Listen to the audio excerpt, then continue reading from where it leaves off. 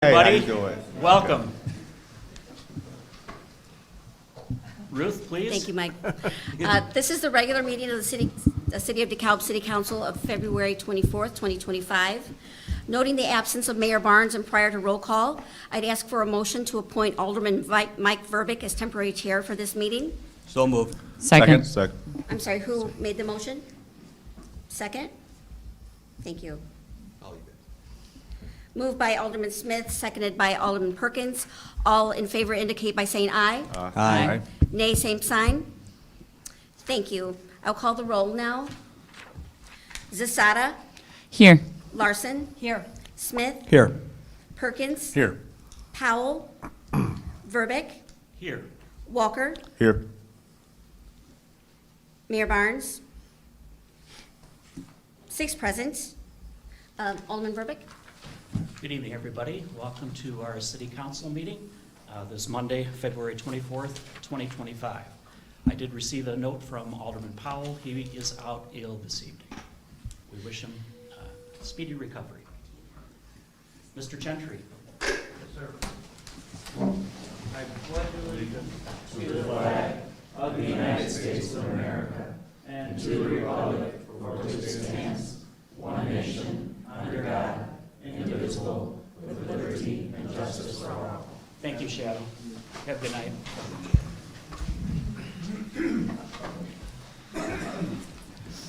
Which leads us to C, approval of the agenda. May we have a motion for approval of our agenda? So moved. Second. Moved by Alderman Walker, seconded by Alderwoman Zasada. Ruth, please call the roll. Zasada, Yes.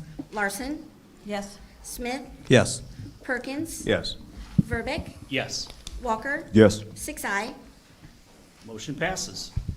Item D, presentations. Number 1, introduction of Deputy Fire Chief of Operations Luke Howison, who replaced Deputy Chief Don Fahlhaber upon his retirement on February 21st. City Manager. Thank you.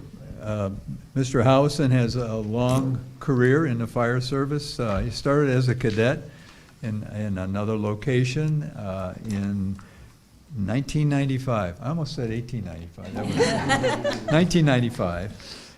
He became a full-time firefighter paramedic with the DeKalb Fire Department in 2001. He succeeded to the position of lieutenant for fire prevention in 2011, in which he served for several years. Then lieutenant paramedic was his focus from 2013 to 2017. A captain from 2017 to 2022, and until last week, he was battalion chief with the DeKalb Fire Department, and he is our new Deputy Fire Chief of Operations, immensely qualified, and we welcome him.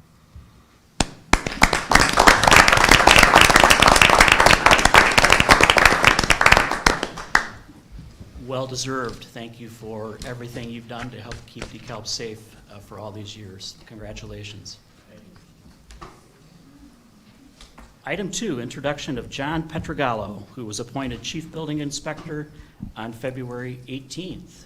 City Manager. Some of you may remember John, who was employed with the City of DeKalb until June of 2020. He served in a different position then. He was became a patrol officer and succeeded in successive ways all the way up to the position of deputy chief, and then was interim chief for a couple years after Chief Lowry left. And in 2020, decided he wanted to spend more time with his family and to try something different. While he was serving in various roles with the police department, got his master's in public administration from NIU. And what was that thing he tried? Well, he decided to go into the building inspection career path, and did that in Yorkville until recently when he saw an opening. Don Harper, as you know, had resigned to move on to other things, and her resignation was final the first of the year. And we went through a search, and John was up against a number of other candidates, did very well. We're delighted to have him as our new Building Services Director. And John is in the audience tonight. I'd like him to, oh, he's already standing. Look at that.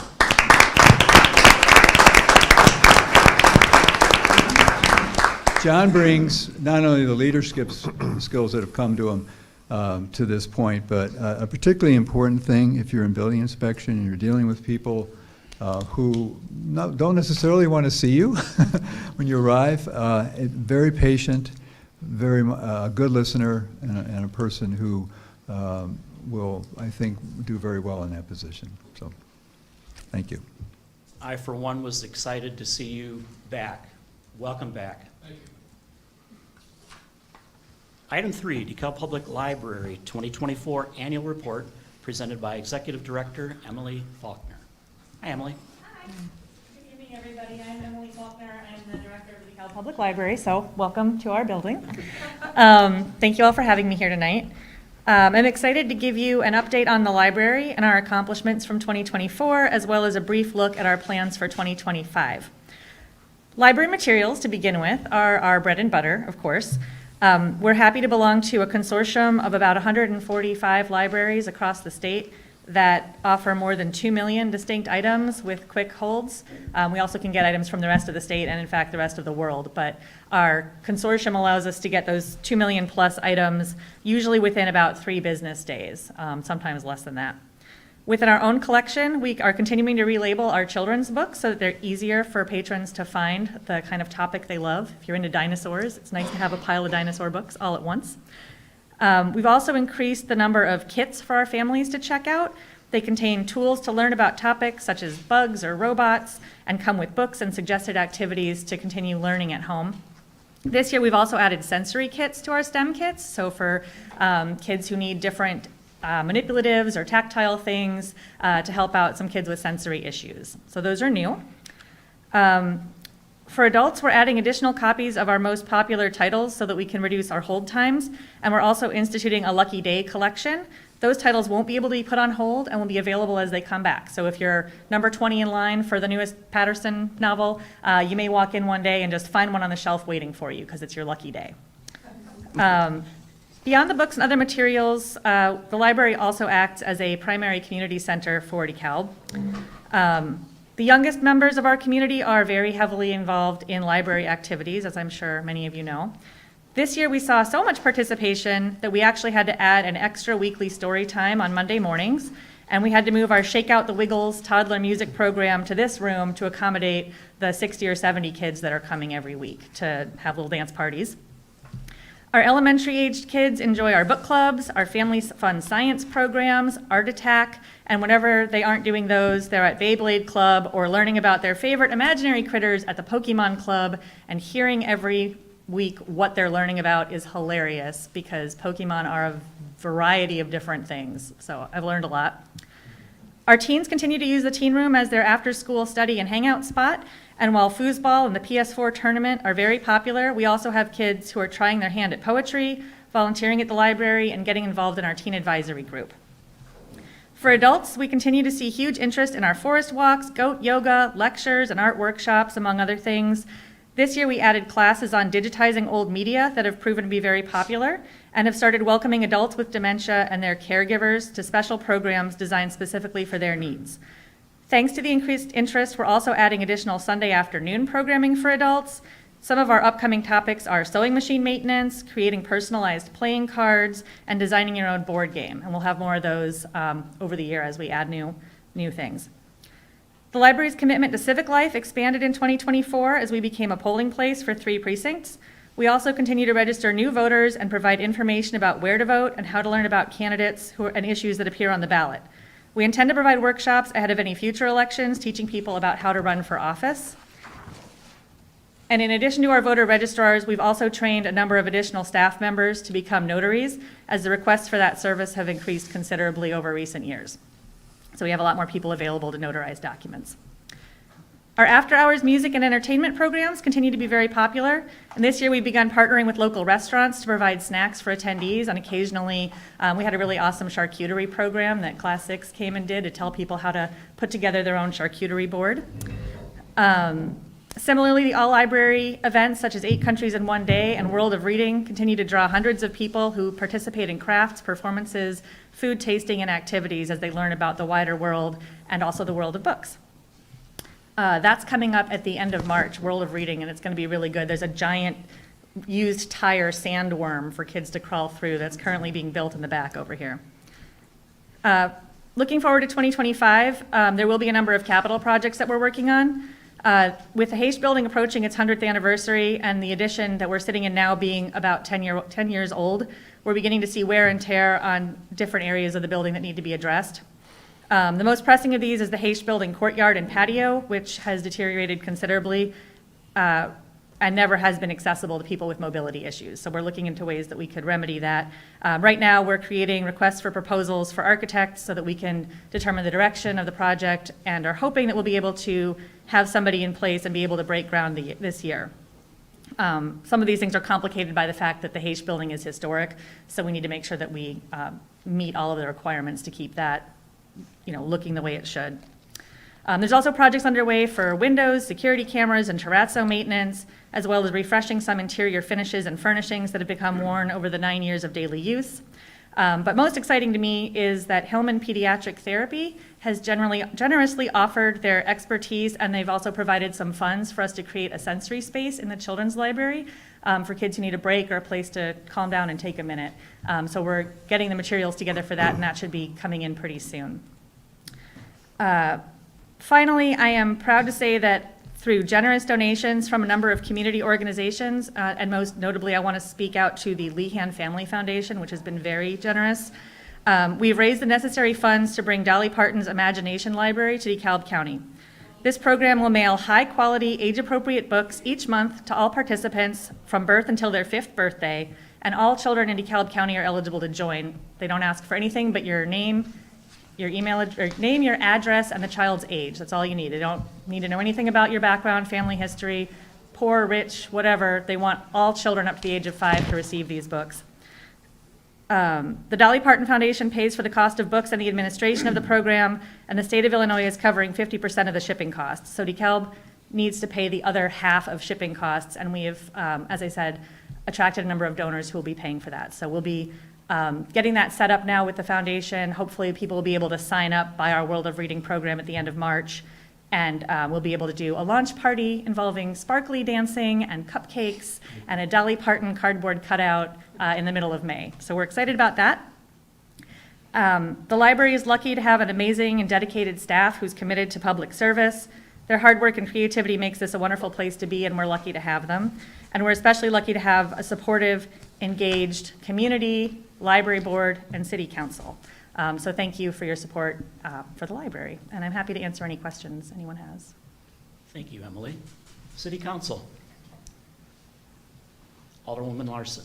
So I was noticing that you ended up with a surplus last year, so will you be able to cover a lot of your costs between what you have as a surplus in your budget for these plans you have coming in 2025?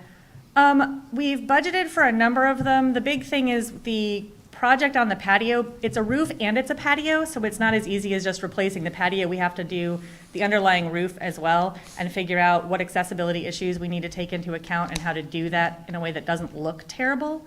That we don't have money for. We have some money to get it going, but we don't have money, I don't believe. It depends on how much the whole thing costs.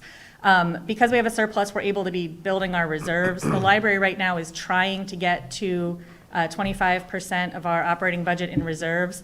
A lot of the money that's in there now is earmarked for future capital projects. So because when the building was expanded, they not only depleted the reserves entirely, but also were millions of dollars in debt. It's taking us a while to get back to the point where we have the funds to do those kinds of things. Excellent, thank you. Anything else? Anything further, council? Hearing none, thank you, and it's really interesting to hear of all the essential services that you're providing, and very interesting how The library's diversified over the years, and a lot of that through your leadership, so Oh, thank you. Well, thank you. Yeah, we love being able to serve as many people as we can, so, thank you. Oh, Oh, Carolyn. Can I just share an anecdote real quick in favor of the library? So I had some clients who were looking at buying a house in the area from outside the area, and they were trying to establish, well, what are we going to do once we move to DeKalb? And they're retired, and so I went through all the things that we could do in DeKalb, but when I got to the library, they were like, oh yeah, okay, we'll get involved with the library. So that was just really exciting nice. to hear. Yeah, we love it when new people come in and get cards and look around, so I'm glad to have them here. Thank you. Anything further for Emily? Hearing none? All right. Have a great evening. Thank you, you too. Item E, public participation. First is Norden Gilbert.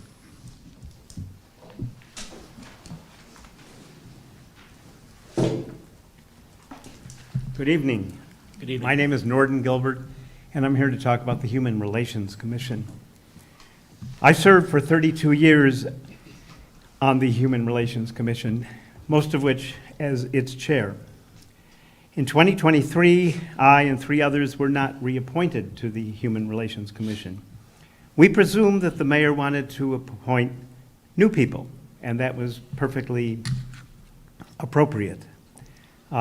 Even though the 3 of us, were willing to continue to serve. After over a year, when the commission met only once, I appeared last March, you may recall, to ask why no appointments had been made. And as a result, there was no quorum for the commission to act. The mayor stated that some of you were interested in vetting candidates, and he would meet with aldermen to find commissioners. However, no commissioners have yet been appointed. 10 months later. It was reported in the Chronicle that last week at a mayoral candidates forum, Mr. Sanan stated that there was no use for the commission since it had not met for over a year. This concerned me greatly. I'm here to tell you that to the contrary, the Human Relations Commission still has an important role dealing with such vital issues as immigration, DEI, and also to address any discrimination complaints that may come to the city. I urge the mayor and the council to fulfill their commitment and appoint commissioners to the commission so that it can fulfill its duties under the municipal code. Thank you. Thank you, Norden. Next is Lynn Nguyen.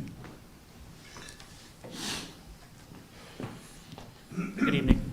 Good evening. I'm here to express some concern about the proposed elimination of 5 bus stops along Route 19. For the first 9 years in the U.S., I depend on public transportation. I understand how crucial these bus stops are for our community members who rely on public transit for their daily needs, such as childcare, school, job, and food access. Route 19 isn't just a bus line, it's a lifeline. Route 19 connects our residents to Target Distribution Center and NIU, our largest employers. It provides transportation to essential healthcare services at DeKalb County Health Department. Additionally, it gives residents access to grocery at Snuck, Meteora Fresh Market, and Paraiso Mini Market. For many residents, especially those who do not drive or do not have personal vehicles, these stops represent access to food, healthcare, economic opportunity. Route 19 ridership has grown dramatically, demonstrating its importance to our community. Route 19 is working. People rely on it. So instead of eliminating stop, we should seek solutions that enhance this vital service. The proposed change would require passengers to transfer between routes 17, 18, and 19 to reach their destination. This might seem simple on paper, but consider the implication in practice. It results in extra waiting time for transfer. If we make it harder for workers to reach major employers, like Target Distribution Center and NIU, we risk the jobs and our city economic stability. We know the deep root of crime is poverty. Why would we make it harder and less safe for people to go to work, to make an honest living and support their family? People have different reasons for utilizing public transportation. I used public transportation for almost half of my life in the US because I could not afford a car. That didn't mean I didn't work hard. I worked 40 hours a week while attending college full-time. Hard work, determination, and excellent public transportation in Pittsburgh allowed me to pursue my PhD and get to where I am today. This proposal also underscores the Human Relations Commission crucial role as our city equity lens. When transit decisions threaten access to employment, healthcare, and food, the commission could provide critical oversight by asking who bears the burden of these changes and whose voices might be overlooked. So let's not place more burden on our hardworking residents. Let's find solutions that enhance accessibility, that make Route 19 a crucial part of our public transit system. Thank you for your time. Thank you, Lynn. Item F, appointments. Appointing Shaina Martin of the DeKalb County Health Department as an ex officio member of the Citizens Environmental Commission as per Chapter 50, Citizens Environmental Commission of the City of DeKalb Municipal Code. May we have a motion? So moved. Second. Moved by Alderwoman Sisada, seconded by Alderwoman Larson. Further comment? Ruth, please call the roll. Larson, Yes. Smith, Yes. Perkins, Yes. Verbic, Yes. Walker, Yes. Sisada, Yes. 6 Motion passes. Item G, consent agenda. Number 1, minutes of the regular city council meeting of February 10th, 2025. Number 2, accounts payable and payroll through February 24th, 2025 in the amount of $4,127,833.12. Number 3, Freedom of Information Act, FOIA report, January 2025. And number 4, fiscal year 2024 Human Services Funding Report. May we have a motion to pass the consent agenda? So moved. Second. Moved by Alderman Smith, seconded by Alderman Perkins. Ruth, please call the roll. Smith, Yes. Perkins, Yes. Verbic, Yes. Walker, Yes. Sisada, Yes. Larson, Yes. 6 Motion passes. I also neglected to mention Mayor Barnes is away on business, which is why he's not in attendance. Item H, public hearings. There are none. Item I, considerations. Number 1, consideration of updates to public transit routes in 2025. City Manager. Thank you. There are a number of detailed updates that are proposed under this consideration, and there is a fair amount of detail in the manager's background, but also considerable more amount of detail in the background that's available to the agenda generally. On the whole, because of, which is a good thing, increased ridership, we are providing more responses to the riders that are on these, a multitude of different routes, and the routes are detailed according to their location and the regularity of the stops and so forth. The city would be spending about $51,000 more in fuel alone, not counting personnel costs, to expand the services that are provided, not the least of which is Route 19, which helps people get quite a bit, as the speaker earlier said, around our town. It's my understanding that we had an inefficiency that we were trying to remedy, and Mike Newenkirch, our transit manager, is here, and so maybe he can address the comments from the floor and what he had put in his background.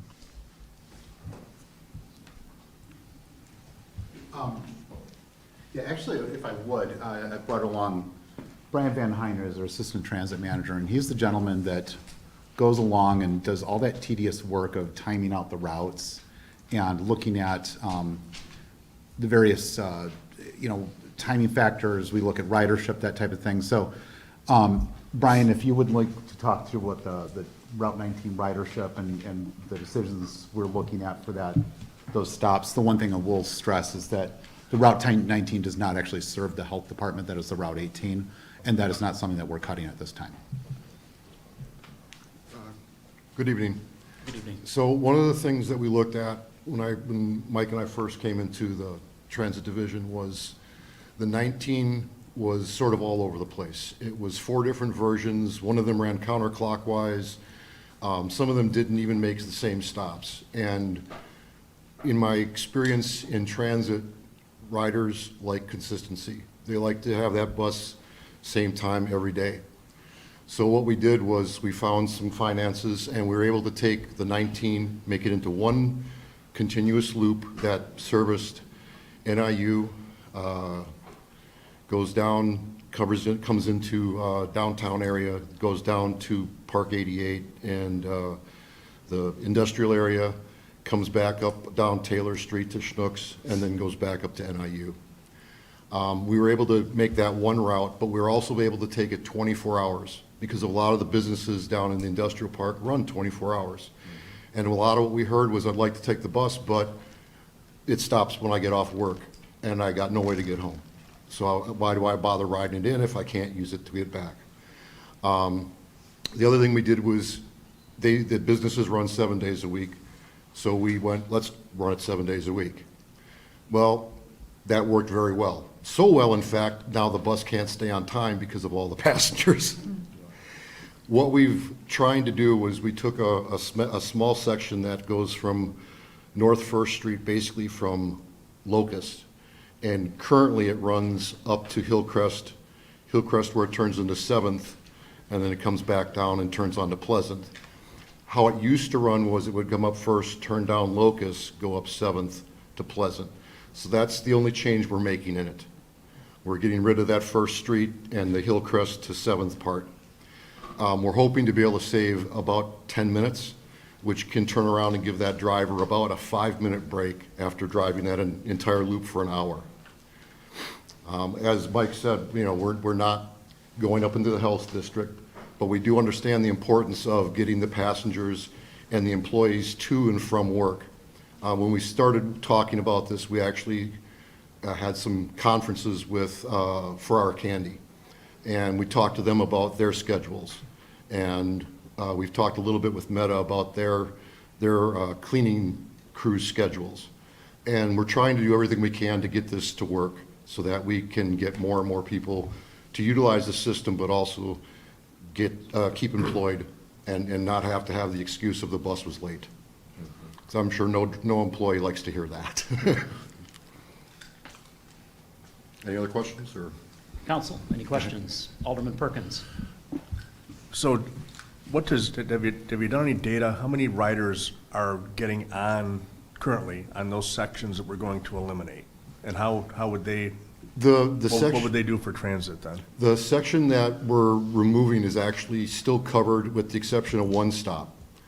So the only stop that wasn't covered before we made this change, but is now, but won't be, is First Street at the middle school. I can't remember the name of it, I apologize. Yeah. The other parts, KinderCare, going down 7th Street are covered by the 17 and the 18. So you're actually only missing one stop that has only been in existence for about 9 months. Okay. Any idea how many people are using that stop? Talking to the drivers, in a period of probably about 6 months, maybe 4 people. Okay. It's not a heavily used portion, that area. When you get up to the KinderCare, which can handle the 18, can handle that coming out of NIU, that tends to be a bigger area where we get a lot more people. But that, like I said, that's still covered by another route. Council, anything further for these gentlemen? Alderman Smith? Let me go at it. Brian, why don't you tell them a little bit of history where you've been so that they can understand how vested you are in this? I mean, you've been in some very large systems. I started out. going to call out your expertise in My this. so- expertise, okay. I started out in 1992 in Las Vegas as a bus driver. I worked my way up to general manager for a company called Transdev, which currently runs the contract here. We lost the contract in Las Vegas, and I went over to a sister company called Super Shuttle, which did on-demand for airport shuttles. And I was the maintenance manager for them for 4 years. An opportunity showed up just outside of Washington, D.C. in Leesburg, Virginia, in Loudoun County, and I ran their system for 4 years as the general manager. And then there was an opportunity to come, sort of bring myself closer to home. I'm from northern Wisconsin. Please don't hold that against me. But it got me an opportunity to come closer to home. When Marcus Cox, the previous transit manager, left, I was given an opportunity to apply for the job, and Mike won. But I've tried to take my experience as a driver and as a road supervisor and working in bus operations, which is the radio system, and I've always tried to remember that as I'm making decisions for how things go. And we don't just make a decision. We do a lot of research. We try to get ridership numbers. We have the drivers tally how many people are getting on and off at either an entire route or certain stops. We can also use our NTD data, National Transit Database data that we pull yearly to sort of see where our ridership is and what routes are the bigger routes for ridership numbers. And obviously, the city's growing, there's more industry coming in, and that sort of puts a stress on the bus system because we're moving more people. We actually just hit 1 million people again, which we didn't do until 2019. So the pandemic sort of wiped out the numbers, and we've just got back up to the million mark for 1 year. Thank you. Hey, Brooke, a couple more. Just so we understand, you're not eliminating the health department. That's still a critical key. There's been some information that we may be eliminating that, but I know and you know that that is not the case at this point. Yeah, for the 19, that doesn't go up there. Correct. And we're not looking at anytime soon eliminating that. Right. And I need to understand we have a lot of buses, but we can only work with what we have. We can only work with what the federal government gives us as far as FTA dollars. So the system is really driven by our federal dollars and not not local dollars, if you will. So I think that there's a misunderstanding that comes out of city funds when they want to expand or you have to cut. It's not really coming from the city coffers. It's coming from the federal transit. Yeah, a vast authority. majority of our funds comes from outside. Right, and I'm going to keep on a roll, since what I also do. Timing is critical. We have a railroad track that runs right through the middle of town, and getting the buses, keep them on time with some of these drivers to keep safe so they don't hit anybody. Timing is critical. Every stop takes a minute, I think, right in there. It depends on the volume and if a mobility device is being loaded. Right. They take a little longer because you have to actually go in and secure them, make sure that everything is set before you get back in the seat, put your seatbelt on, and then continue on and route. So where I'm going with this is a lot of that is taken in behind the scenes before these decisions are made to make the route as efficient as possible for all the riders. Yeah. Thank you.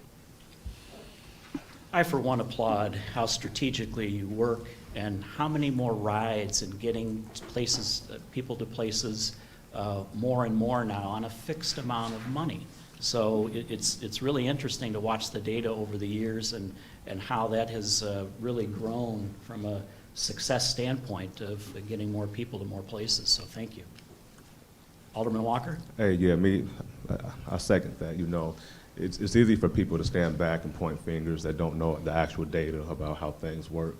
But I do know him, and since he runs with you, and it seems like you all, Three's Company right here, you guys, you thought it out. And it just goes to show, you know, how people can throw things out there and say we're cutting something, and it gets all into the city, that people start going back and forth. I like how you eliminated that. The health department is on Route 18, and I always thought it was, and I don't know how it even got involved in 19. So basically, I want to say you guys did a great job with this one. I recognize you from, I know I see everybody. Hey, good job on this one. Thank you. You as well. Alderwoman Zasada. So I had a couple people reach out, and I understand how complicated your work is and nuanced what you're doing is with this. But I did have a couple people reach out about Route 19, and I'm looking at the path right now, and it does sort of look like that if somebody wants to go from I guess the yellow line to the blue, to the blue to the orange, they have to go on 3 buses, sort of. It depends on what your starting point is. Yeah. So if you're at NIU or in that area and you want to get to KinderCare, right now you could take the 17 or the 18, which is the orange line, I believe, on your map. Thank you. Sorry. And the blue, I think it's the blue line is the 19, or I can't remember what color I made it. But so you had 2 options. Currently, or if this is approved, it would go back to just the Route 18 would be the line that you would be able to use to get from, say, Annie Glidden over to that area without having to transfer. If you didn't mind transferring, then there are other options that fall into place. And like I said in the beginning, it also depends on where you're starting from. So here's another question. Now I realize you changed it because it had multiple different paths as well, right? And so that really makes it complicated for people to figure out where they're going, when, and how. But really the only way to make this better sounds like it's adding more buses, but we don't have any more. We're using all ours, right? When are the new buses coming? I know we just ordered some. Thank you. So, I mean, here's the, we could potentially look at adding additional service on the 19. The main issue that we've got with that route, the main demand for that route is to travel to the industrial parks. That's the only route that's serving that area. Once we establish that 24/7 timetable, that's when that ridership spiked up to 2,500. Before, it was very minimal. So that's obviously where the demand is. We've looked at, okay, look, if we were to add another half-hour bus on that route or that sort of thing, but it doesn't quite have the demand for it yet. So what we're trying to do is think strategically about what we have with funding, and then there's options. I mean, again, we're not sitting here liking the idea of eliminating anything or, but it's what can we do to develop some efficiencies. I mean, there's a good example with Sycamore, where we've got a route that was getting basically 1 rider an hour that we figured we could get some usage, better usage in a different mode when we're doing that. Similar with this route where, again, we're looking at, there's very minimal ridership to those stops in that area. So where can we most effectively put our dollars and help serve the people that are looking to, again, this route is really designed specifically to address those industrial park areas. It also serves other areas. I mean, it serves a lot of pieces, obviously, but that's the route that serves that area. Okay, thank you. Yeah. Alderman Walker. Yeah, you made a great point, because I do want to say that's my route as Yep. well, man. You guys, I mean, you wouldn't believe how many people ride the bus that need the buses in that area. So Yep. I applaud you with that, even with UPS. Yep. There's been at least 4 guys I know that were able to work there because of the work that Exactly. you've done. So I want to applaud you for some of the great things you did in the Thank city. you. So thank you for that. Thank you. And Mr. Van High especially. Hey, he 'cause knows what I'm he's the talking one. about. He He's keeps the one. He keeps looking around you. I got you. But thank you both, seriously, thank you both. Yes, thank you. Any objections from council? This is going to come back first meeting in March, City Manager? Actually, so we do this once a year. We've been doing this for a lot of years, and we try to time your consideration it doesn't have to take an ordinance or a Okay. resolution. We want to time it so that when the spring break is over, the routes are exactly in place, the noticing has been done, and by the way, everyone who rides our buses regularly knows how to access them through their phones, and obviously they're the old-fashioned print route designs inside the buses, but most people look ahead, and also they can tell when the bus is a minute away or 5 minutes away. We would do it earlier in the year, except winter weather usually interferes with timing, access, the volume of ridership and so forth, but betting on the averages, we like to try to get it started right after spring break. So if you are agreeable, we will proceed with these changes. Council? Seeing heads nod, Alderwoman Zasada? I guess part of my question is, what would ridership need to increase to make it reasonable to put in one more bus in that rotation? You know, I would be hesitant to give a specific number just because it's a variable, right? What I would say is if we started seeing issues where we started seeing full buses, overloads on certain times, and ideally really for the 19, what we've thought about is if we were to do some sort of additional service, more than likely we would be looking at some peak times, maybe between 5 a.m. and 8 a.m. or something like that. And then again, I think we were looking like 4 to 7 or something like that. And then maybe 12 to midnight Yeah. to like 1. But right now, we don't quite see that. I mean, 2,500 on that route is good, but it's not like, you know, like our Route 2s where we're doing 600 some odd thousand in a year. You know, so it's not quite there yet. And believe me, if that continues to grow, we will look at it. I mean, there's resources that we will look at putting at it. Again, right now, it just comes down to if there's minimal ridership at certain stops that we can do to put the bus back on time so that we can make it effective for the people that are using it to get to work, then that's what we're going to do. Especially because there are a lot of other routes that are serving that area. Again, I mean, we don't feel good about cutting routes or cutting certain stops, but we're not, this is a good thing. This route is expanding. Thank you, that's very helpful. Anything further, City Council? Hearing none, we look forward to the new schedule. Thank you. Thank you. Item J, resolutions. Number 1, Resolution 2025-020, authorizing a development agreement with 208 East Lincoln LLC for the redevelopment of 206 East Lincoln Highway, pin 0823163001. May we have a motion? So moved. Second. Moved by Alderman Perkins, seconded by Alderman Walker. City Manager. Thank you.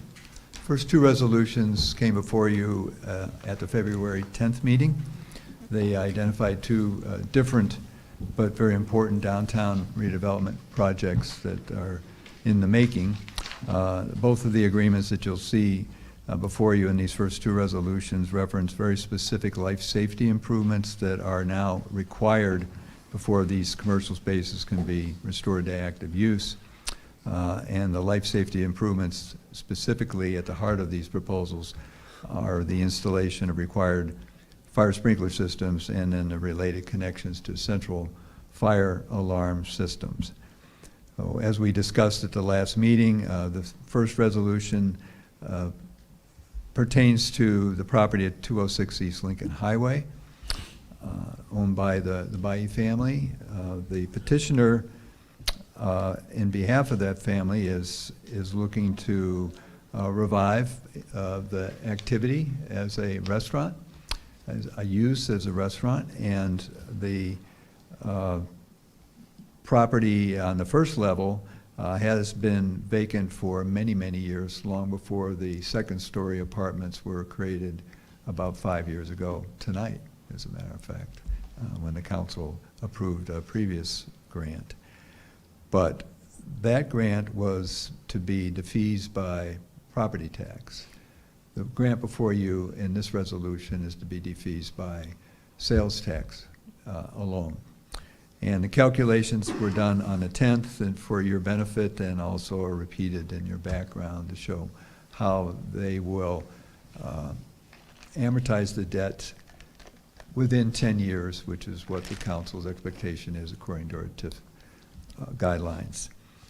The present applicant, Mr. Cottingham, is not here tonight, but Rosa Bayi is here to answer any questions you may have about the project. We're excited about it.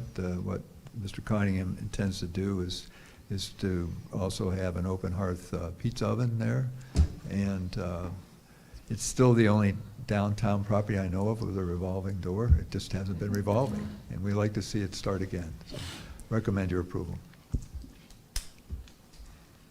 Alderman Walker. City manager, if this pizza's not good, I'm blaming you. 'Cause my wife I'm not going to make it. I'm not even going to touch it. Anything further from city council? Alderman Smith. I just want to reiterate, Bill, that they couldn't open this building without these life safety. That's correct. I mean, there's, That's correct. yeah, thank you. The council, and why is that? Well, the council back in September through December in a number of rolling decisions upgraded our adopted building codes, and the fire prevention code was one of those, and this requirement for this particular use is called an assembly use, and that includes hospitality uses such as restaurants. The investment is greatly appreciated. Hearing nothing further, Ruth, please call the roll. Perkins, Yes. Verbic, Yes. Walker, Yes. Sisata, Yes. Larson, Yes. Smith, Yes. 6-0. Motion passes. Thank you. Number 2, Resolution 2025-021, authorizing a development agreement with Long Family Management, LLC, for the redevelopment of 323 East Lincoln Highway and 333 East Lincoln Highway, PIN 0823160021 and PIN 0823160022. May we have a motion? So moved. Second. Moved by Alderman Walker, seconded by Alderman Smith. City Manager. Thank you. This particular property is well known, I think, to everybody in this room. It's about 125 years old. I was not there when it was first built. But I'm aware of it, and it's been an architectural icon in our downtown and for all of our lifetimes, probably. And but it's been vacant since at least the first floors of the 323 and 333 have been vacant since the late 90s. The three-story structure, which is the most iconic of the two, is 323, and 333 is a two-story structure. The intent here is to revive the first floor in particular of both the conjoined buildings and create a larger open space for for entertainment of various kinds, and the possibilities are much more than I would be able to relate to you tonight. But in order to have that size of a space open to people who are there to have fun and they're trusting, they don't know the surroundings very well, they're just there for a couple of hours, it has to be sprinklered. And same kinds of issues that were posed in the previous resolution are posed here. The Long family has been interested in reviving commercial use in these two buildings for quite a long time, and has made an investment of its own, not only in the acquisition but also in remodeling that's been going on at different times in the last several years. There is now a sprinkler line that has been brought into the building from a new main that was created by the city last fall, and that makes it possible to run sprinkler lines inside the first floor area and also the third floor area of 323. The overall cost of the sprinkler system is north of $300,000. This particular grant is for $200,000. And we talked about this at the last regular meeting. One of the things, and I should have mentioned it with the previous item, one of the things that we do in the interest of transparency is discuss big projects that are not the AIP facade type loans that have a limit of 25,000, anything over that, we discussed with our joint review board, our TIF joint review board, and the consensus of the board, there were no dissenting votes, is in favor of this particular project and was also in favor of the previous project. We recommend your approval. Thank you. City Council. Alderman Walker. Yeah, hey, I love this a lot just because, you know, I know the Long family, they've been a fabric of DeKalb for so long, and it's good to see, you know, DeKalb families that, you know, been in-stitched in DeKalb for so long do big things like this. I just need Mr. Long to hurry up and get McCabe back up and going. Like most of us remember it used to be. Like, it's like you have every generation in here who has memories about McCabe's. So I think, honestly, it'd be just real special when you guys get it going. I appreciate it. That's probably how you got here, David, McCabe's night. Alderman Perkins. So I do have a couple questions. So thanks for the investment and taking on this thing. It's a massive property, and the interest in doing, I think, is widespread. What is the plan? You know, because it sounds like, reading through the backup, there's rental property on the second floor, there's a ballroom on the third floor, and then, I never made it off the first floor, but it's a massive property. And I guess that's my first question is, what's the plan? Because, you know, $300,000 cost for a sprinkler system or fire suppression system, it's real money, so. It sure is. Thank you for the question, Mr. Perkins, and thank you all, and good evening.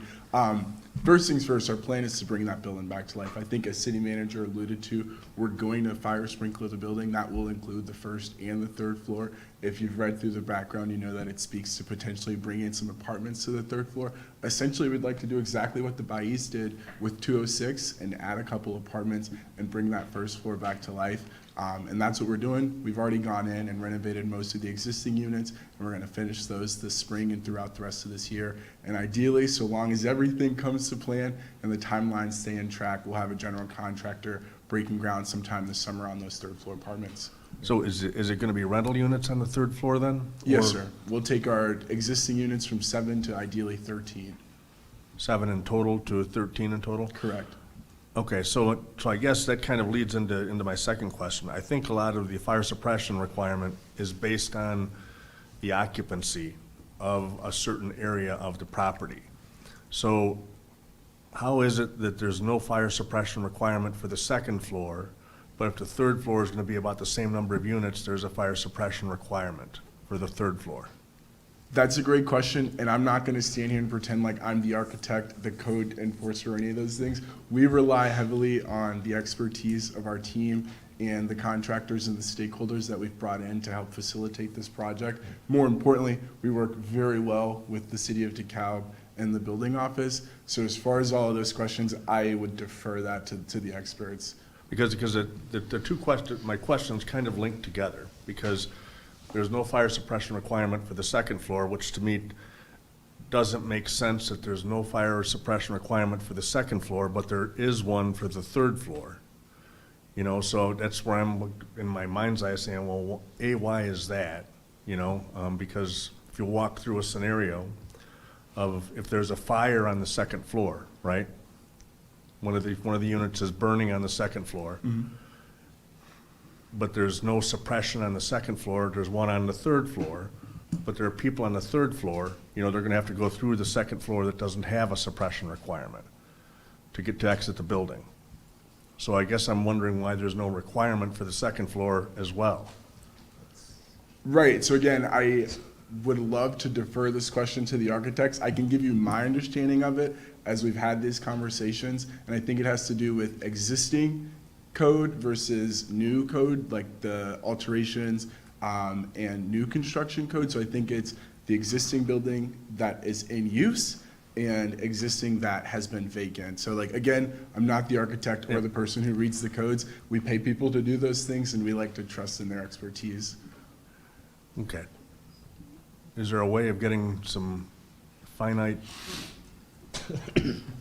Well, answers on this. And again, because it's been a couple 40 years $100,000. since I was a building inspector, but I can tell you that what Mr. Long just said is part of it. And after sitting in conversations with Mr. Long, his family, the architect, the building department, the fire prevention officer, and so forth, it does play a role because there is an acknowledgement in the code that you adopted in the 2021 code, where you have an existing use that has been continuous, which is a second floor residential use, that you don't have to then vacate the floor and have everybody relocate to someplace while you upgrade, unless you're intending to bring in something particularly hazardous, and in this case, that's not applicable. The third floor is 3 stories above grade. You've got 2 stairwells that leave, but that's it. And so the sprinkling would seem to be an extra margin of safety for people who might be up there to get out. Obviously, the exit ways, which are the stairwells, will be equipped with exit signs and what are called emergency lights, those lights that just go on. If you've ever been in a building that's had a fire or the power's going out, they last for several hours so that people can make their exit. And also the sprinkler then knocks down anything that might be up on the 3rd floor. And it's all to the good. Now, I haven't been involved in conversations about the conversion of the 3rd floor to residential. It's been more the possibility of a nightclub or something else up there, but the same rules apply in this case to the margin of safety, as I understand it. If that makes sense. I can't get my head around it. I'm sorry, because it just sounds a little illogical to me that we wouldn't require one for the 2nd floor. We do for the 3rd floor, and I thought it was because of an occupancy thing, but if it's for... Occupancy is for the assembly use. Okay. If there had been 60 or less, for instance, on the 1st floor, there wouldn't be the need to sprinkle it, because it's assumed that there are multiple exits there. People can get out faster than the sprinkler system is basically charging. But that's not the case. It's got the square footage where you could have several hundred, 200-300 people there. And so sprinkling is important. In a residential, in apartment uses, so let's say you have, and we have a maximum number of people unrelated who can be in a downtown apartment, so let's say it's 3. And I think that is the case. So those 3 persons are very familiar with their surroundings in their apartment. They wouldn't be if they went to, if they didn't live in that building and they went into that building and the lights went out and somebody yelled fire, so you're going to need sprinkling and all that exit paraphernalia to go. It's that kind of common sense background that we bring to it, I think. Okay.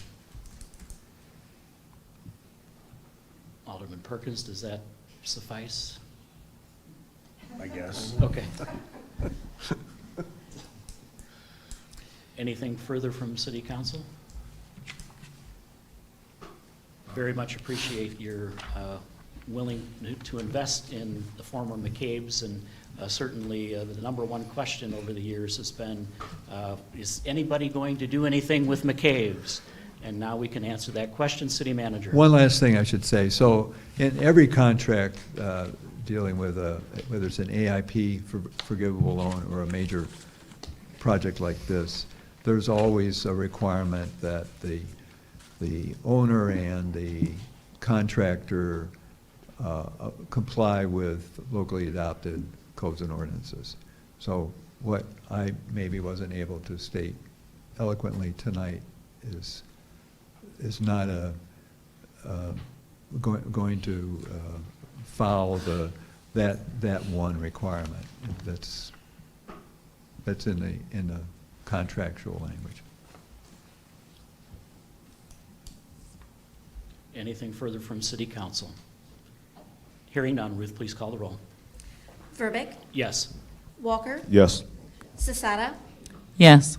Larson, Yes. Smith, Yes. Perkins, Yes. 6-0. Motion passes. Thank you, Long family.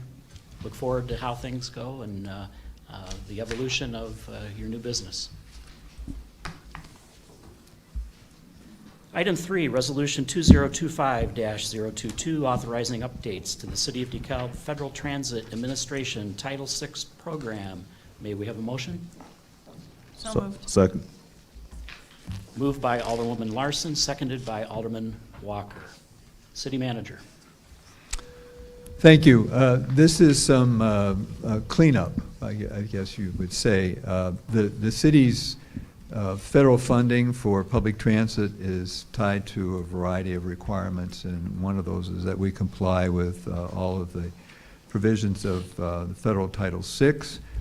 We have done it. In fact, we just had an FTA review back in June of 2024, and that site review revealed that we were following the most up-to-date Title VI service standards and policies. However, we have a policy, so when they read the policy, and this does change, and our policies need to be updated.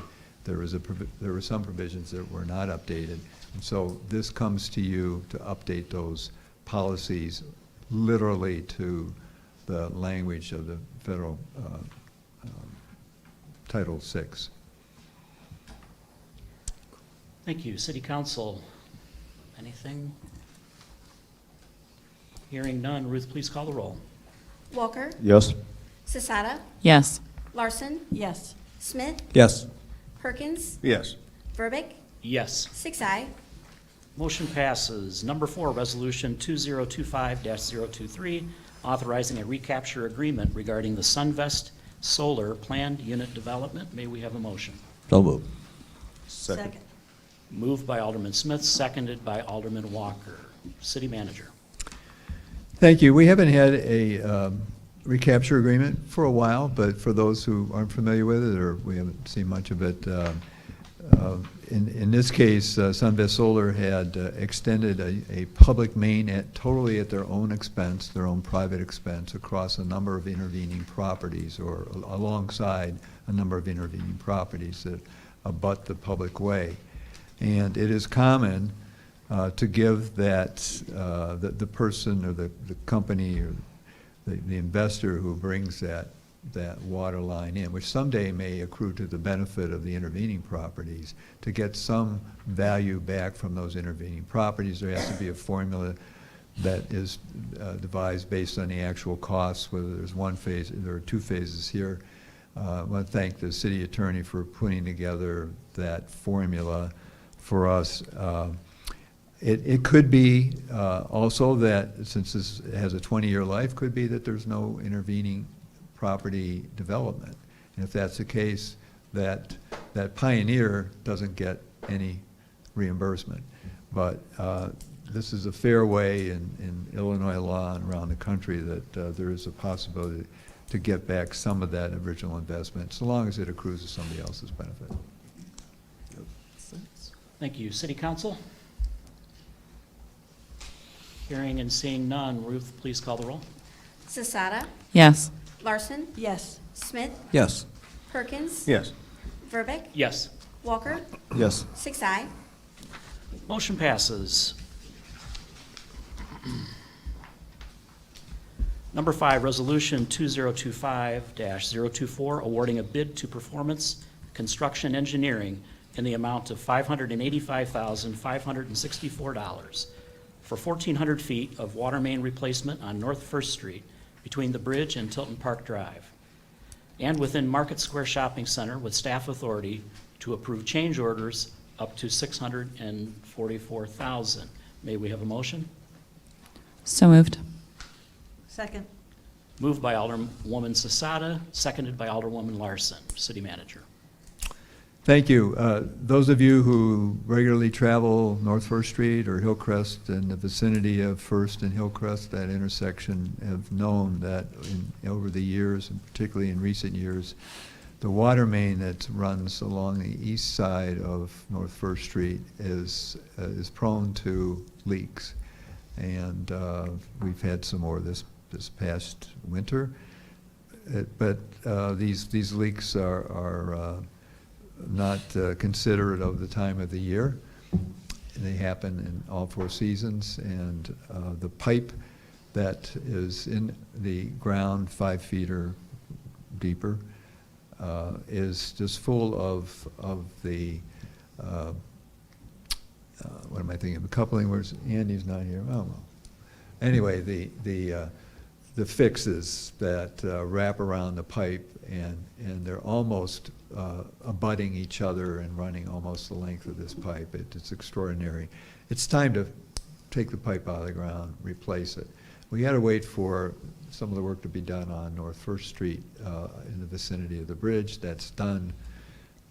We wanted to do it last fall, but it got too late in the year. We didn't want to risk what could have been predicted as a time for heavy snows in the late November, early December. We didn't get those, but it was probably still the wise decision. We'd like to jump on this as soon as we can this spring. There are actually 2 pieces to this.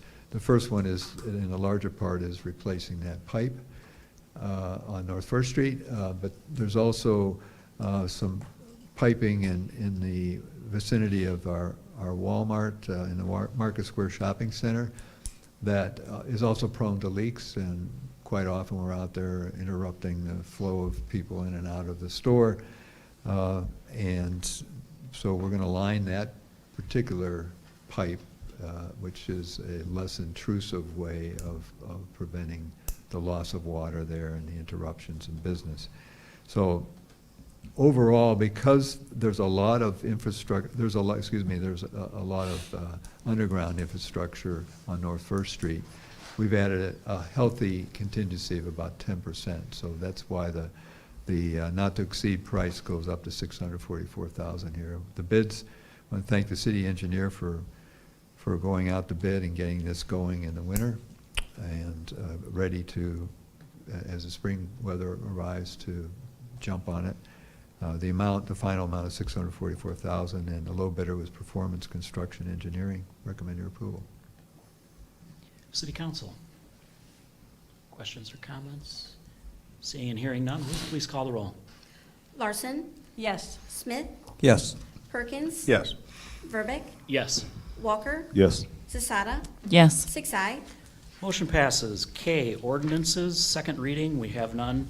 L, ordinances, first reading, number 1, ordinance 2025-009, amending the fiscal year end, December 31, 2025 budget. May we have a motion? So moved. Second. Moved by Alderwoman Larson, seconded by Alderman Walker. City Manager? Thank you. So as I mentioned in the preamble, this is truing up some funds that since the beginning of the year and since the budget became active on January 1st need to be cleaned up a little bit. One of those is our Fire Station 4 construction fund. Back when we put the budget together in October, November of last year, there were details that we didn't know. A lot of the finishes and the furniture and some other appurtenances that are inside there, lockers for gear and so forth, we had to go out and get prices on. We didn't have those prices when we put the budget together. We have those now, so we had to adjust some line items because some items were going to be burst, if you will, and we wanted to bring them back in line. Also internally, what we deal with every day, what you don't have to deal with at your level, are purchase orders and accounts payable reviews and so forth, so that if we're a little bit out of line, we have to go back, and then we have to flag some things, knowing we have to come back to you. My limit is 20,000, and if it's 21,500, and it's not in the budget there at all specifically, here we are. So there were a number of those, as you saw in the background. You can go through those, and if you have any questions, I'm happy to answer those. The Capital Projects Fund, we had, and the Capital Equipment Replacement Fund, which is Fund 420, the Capital Projects Fund is 400. We had, we weren't able to cover some police radio upgrades before the end of the 24 fiscal year. We had to carry over that capital money to 25. We have to show that in those 2 funds. So spent less than 24, we're going to spend more than we expected in 25, but it comes to the same overall amount. Water fund, we are moving some money out of the water fund to cover some things that we have been addressing here over the last couple of months. One of those is that we're expecting to get from the IEPA about $3.1 million in funding. We wanted to put that in the right place. That's what's going to cover our move to take all lead service lines out of the ground. We'll get the only thing keeping us from finishing the job this current calendar year is just the time and the time it takes. There's a certain number. We feel that we'll get probably 75% done, and then we'll carry over into 26, the remainder, and finish the job. The IEPA loan, a forgivable loan, is terrific in that respect. We will be one of the first communities in the state of Illinois to say we do not have lead service lines going to any of our houses. So proud of that, very happy with the Water Division and the Public Works Division for jumping on this for the last couple of years. And as you know, we used some ARPA money to get started and also to detail what we could find out about where the lead lines were.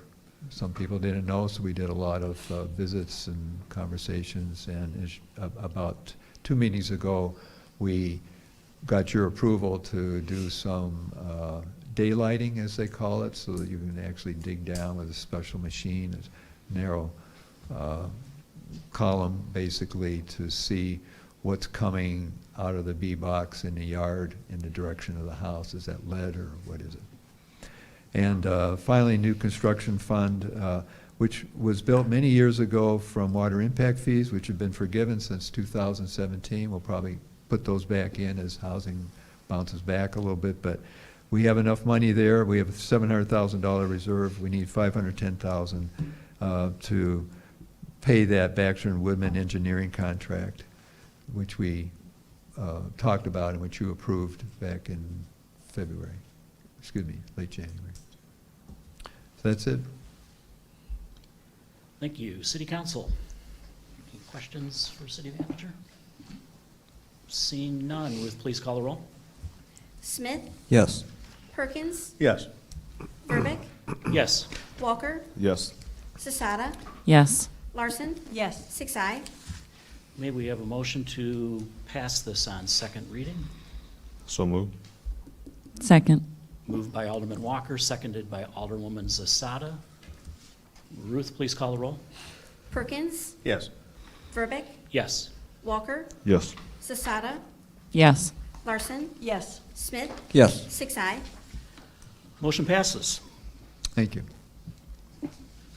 Number 2, ordinance 2025-010, amending Chapter 51, Traffic, Schedule C, parking prohibited to establish a no parking zone along Manning Drive near its intersection with Illinois Route 23. May we have a motion? So moved. Second. Moved by Alderman Perkins, seconded by Alderwoman Larson. City Manager. Thank you. Just before we begin this, I just want to thank Susan Hauman, our Director of Financial Services, for her help with the proposed budget amendments and generally for her very careful assistance in all things budget for the city of DeKalb. So the picture tells a tale. On page 10 in your background tonight, there is a portion of Manning Drive, which is on the west side of South 4th Street, that runs parallel with the Township Building, and in particular, the issue is posed by the fact that the Township has big dump trucks and other equipment that goes in and out at that area there for reasons we're not exactly sure of. We've seen some commercial trucks, flatbeds, and other things just kind of parked along that stretch on the north side of Manning in particular, which impedes the movement, the safe movement of these vehicles, even if they can navigate. If you've got cars coming out of the residential subdivision, then you've got a little bit of a chicken going on there, and sometimes you don't have room to yield. So in that this stretch is not adjacent to any of the residential housing further to the west, we recommend that this become a no parking area and feel that's the right thing to do. Recommend your approval. Thank you, City Council. Hearing and seeing nothing. Ruth, please call the roll. Verbeck, Yes. Walker, Yes. Sisata, Yes. Larson, Yes. Smith, Yes. Perkins. Yes. 6 Motion passes. May we have a motion to approve on second reading? So moved. Second. Moved by Alderman Perkins, seconded by Alderman Smith. Ruth, please call the roll. Walker, Yes. Sisata, Yes. Larson, Yes. Smith, Yes. Perkins. Yes. Verbeck, Yes. 6 Motion passes. Item M, reports and communications. Council member reports is number 1. Alderman Walker, would you like to start us off? No report. Alderman Smith? A few things. I attended Donnie Fallhaber's retirement. That was quite an ordeal. And congratulations, Luke, on your promotion. Finance Department, you got an award, I hear, again. Nice running, Susan. Thank you. 30 For the years. whole- 30 years for the entire staff, please. That's, people to understand how important that is. And then on, what else did I have? The somber note, we lost retired Sheriff Roger Scott. So, that's it. Thank you. Alderwoman Zasada? Just want to note that I have a ward meeting coming up this Thursday, February 27th, from 6 to 7 p.m. at New Hope Missionary Baptist Church. Thank you. Alderwoman Larson?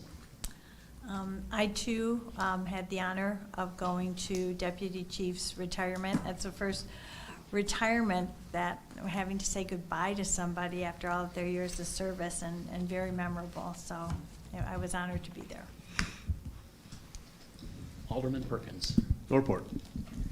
I will echo the congratulations to the Finance Department.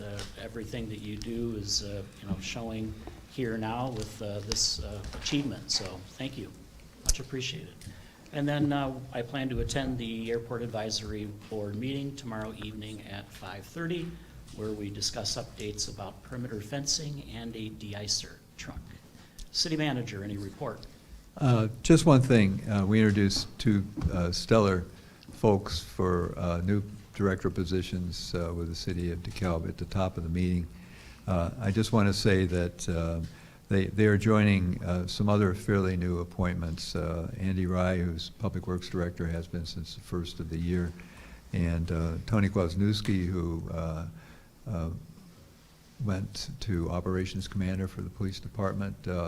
Those four and others are making their way after years of showing leadership to very responsible positions, and we're very lucky to have them. Thank you. Council, may we have a motion to adjourn?